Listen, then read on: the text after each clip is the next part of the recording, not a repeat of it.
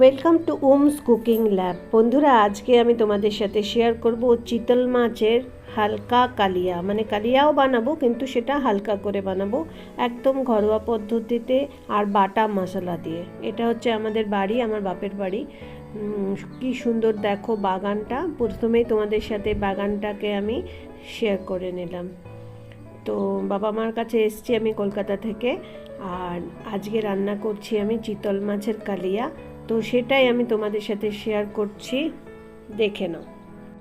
বাঙালিদের সেরা মাছগুলোর মধ্যে কিন্তু রুই মাছ, কাতলা মাছ, চিতল মাছ, এগুলোর মধ্যে এখন চিতল মাছের দাম কিন্তু আকাশ ছোঁয়া। তাও মাঝে মাঝে শখ করে কিন্তু এইসব মাছ আমাদের খাওয়াই হয়। চলো দেখে নিই আজকে আমি কি করে চিতল মাছের ঝোল বলো কালিয়া বলো সেটা কিভাবে বানাচ্ছি। নুন হলুদ দেখো কি ভালো পিসগুলো নিয়ে এসছে। 1 কেজি মাছ আছে এখানে, আর নুন হলুদ ভালো করে মেখে নিতে হবে। যেরকম করে আমরা সব মাছে রান্না করার আগে 5 মিনিট 10 মিনিট আগে আমরা নুন আর হলুদ মাখিয়ে রাখি। হলুদ মাখালে কি হয়, মাছের যে গন্ধটা আছে সেই গন্ধটাও চলে যায়, আর রান্নাতে কালারটাও খুব সুন্দর আসে। ভালো করে নুন হলুদ মাখিয়ে নিলাম। আমাদের লাগবে এখানে আদা, রসুন আর পেঁয়াজ বাটা, আর জিরে, আর এখানে শুকনো লঙ্কা আমি শিলে বেটে নিয়েছি। আর দেখো নুন হলুদ মাখিয়ে 5-10 মিনিট আগে মাছটাকে ভালো করে মেখে রেখেছি। চলো এবার কড়াইতে বেশ খানিকটা আমি তেল দিয়ে দিলাম। এইসব রান্না কিন্তু হালকা বা অল্প তেলে রান্না করলে কিন্তু চলবে না, তার মধ্যেও যতটা পারা যায় তেল কম দিয়ে আমাদের রান্না করা উচিত। তো মাছগুলোকে এবার ভেজে নিতে হবে, আর এই মাছগুলো তুমি যদি বেশি তেলে না ভাজো তাহলে কিন্তু ভেঙে যাবে, কারণ সাইজগুলো এত বড় পেটি। আর চিতল মাছের পেটি কিনতে কিন্তু সবাই ভালোবাসে, ভীষণ প্রিয় একটা রেসিপি বাঙালি। আর পিঠের পাটটা চিতল মাছের রান্না করা হয় মুইঠা। তো আমার চ্যানেলে রেসিপি দেওয়া আছে, আমি ডেসক্রিপশান বক্সে মুইঠা সহজভাবে কিভাবে বানাবে তার রেসিপি লিংক আমি ডেসক্রিপশান বক্সে দিয়ে দেব। দেখো মাছগুলো আমি ভালো করে ভেজে নিয়েছি। কড়াইতে যে তেলটা ছিল সেটাই আমার মাছটা হয়ে যাবে। তো এখানে ধরে নাও 1/4 কাপ এখানে সর্ষের তেল রয়েছে। আমি রান্নাটা সর্ষের তেলে করছি।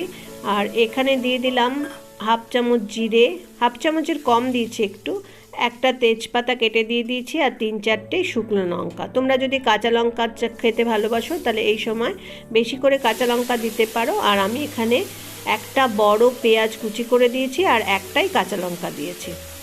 আর তোমরা যদি বেশি কাঁচা লঙ্কা পছন্দ করো তো এখানে বেশি কাঁচা লঙ্কা দিয়ে দেবে। এবার পেঁয়াজটা দেখো আমি একদম ঝিরিঝিরি করে কেটেছি, আর এটাকে লাল হওয়া পর্যন্ত ভেজে নিতে হবে।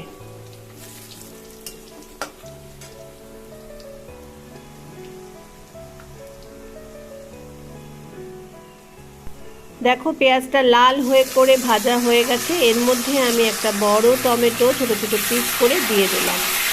এবার এগুলোকে একটু নাড়াচাড়া করার পরে এর মধ্যে কি মশলা দিচ্ছি আর কিভাবে করছি রান্নাটা পুরো ভিডিওটা দেখে নাও। এবার আদা, পেঁয়াজ আর রসুন, আমি এখানে আদা অনেকটা বেশি পরিমাণে 2 ইঞ্চি দিয়েছি, 10-12টা রসুন কোয়া দিয়েছি, আর একটা পেঁয়াজ, ছোট পেঁয়াজ আমি বেটে নিয়েছিলাম সেটা দিয়ে দিলাম। আর পেঁয়াজ কুচিটা আমি একটা বড় পেঁয়াজ কুচি দিয়েছিলাম। এবার ভালো করে মশলাটা কষিয়ে নিতে হবে। আদা, পেঁয়াজ, রসুনটা দিয়ে দেওয়ার 2-3 মিনিট নাড়াচাড়া করার পরে এবার আমি এখানে দেখো জিরে আর শুকনো লঙ্কা যে বেটে নিয়েছিলাম শিলে, এটা না জিরেটা শিলে বাটবে। যে গুঁড়ো মশলা জিরে থাকে সেগুলো না দিয়ে যদি তোমরা শিলে বাটা যদি জিরে আর শুকনো লঙ্কা বেটে দাও, এই চিতল মাছের রান্নাটা কিন্তু খুব ভালো হবে, টেস্টটা খুব ভালো লাগবে। বন্ধুদের কাছে অনুরোধ রইল ভিডিওটা লাইক করে দেওয়ার জন্য। যারা আমার এখনও বন্ধু হওনি প্লিজ সাবস্ক্রাইব করে পাশের বেল আইকনটা ক্লিক করে দিও। দেখো এখানে আমি হলুদ দিয়ে দিলাম। এখানে কিন্তু আমি আর গুঁড়ো মশলা কিছু দেব না, তবে তোমরা যদি চাও তাহলে শুকনো লঙ্কা গুঁড়ো দিতে পারো। যেহেতু আমি এখানে শুকনো লঙ্কা বাটা দিয়েছি, শিলনোড়ায় বাটা মশলার কিন্তু টেস্ট আলাদা হয়। তোমরা শিলনোড়াতে বেটে জিরে আর শুকনো লঙ্কাটা যদি তোমরা শিলনোড়াতে বেটে দাও দেখবে অনেক ভালো একটা টেস্ট পাবে। তো এইভাবে মশলাটাকে খুব ভালো করে কষিয়ে নিতে হবে। মশলাটা ভালো করে কষিয়ে নেওয়ার পরে এর মধ্যে পরিমাণ মতো জল দিয়ে দেব, কারণ আমার কাছে অনেকগুলো মাছ আছে। আমি না কালিয়া বানালেও মাছের যে ঝোলটা আছে সেটাকে একটু হালকা বানাচ্ছি। সাধারণত যদি তোমার বাড়িতে গেস্ট আসে বা ভালো করে তোমরা কালিয়া খেতে চাও তাহলে জলের পরিমাণটা একটু কম দেবে। তো আমি এখানে ঘরোয়া পদ্ধতির কালিয়া মতো টেস্ট আনতে চাইছি, সেই জন্য জলটা একটু বেশি দিলাম। পরিমাণ মতো নুন দিয়ে দেব, আর তারপরে ঝোলটা যখন ফুটতে থাকবে তখন একে একে মাছ দিয়ে দেব। চিতল মাছের দেখবে মাছটা একদিকে চওড়া হয় আর একদিকে সরু হয়। এর মধ্যে দিয়ে দিলাম গরম মশলা। গরম মশলা আমি ফ্রেশ গরম মশলা মিক্সার গ্রাইন্ডারে গুঁড়ো করে দিয়েছি, তোমরা শিলেও বেটে দিতে পারো, তাহলে মাছের গন্ধটা ভীষণ ভালো আসবে। এবার দেখো চিতল মাছের মোটা দিকটা একদিকে থাকে, সরু দিকটা একদিকে। পরের মাছটা যেদিকে সরু আর অন্য মাছটা যেদিকে মোটা অল্টারনেট করে এইভাবে কিন্তু কড়াইতে দিতে হবে, তাহলে মাছগুলো অনেক মাছ যখন রান্না করবে তখন ভেঙে যাবে না। দেখেছো আমি একদিকে চওড়া আর আরেকটা মাছের আরেক দিকটা সরু, এইভাবে অল্টারনেটে দিয়েছি। 3 মিনিট এটা ফোটার পরে নুন আর চিনি অল্প দিয়ে দেব, আর তোমরা ঘি দিতে পারো, আমি এখানে ঘি দিইনি। আর বাটা গরম মশলা যদি দাও না তাহলে কিন্তু টেস্টটা ভালো পাবে। এবার ঝোলটা তোমাদের নিজেদের উপর।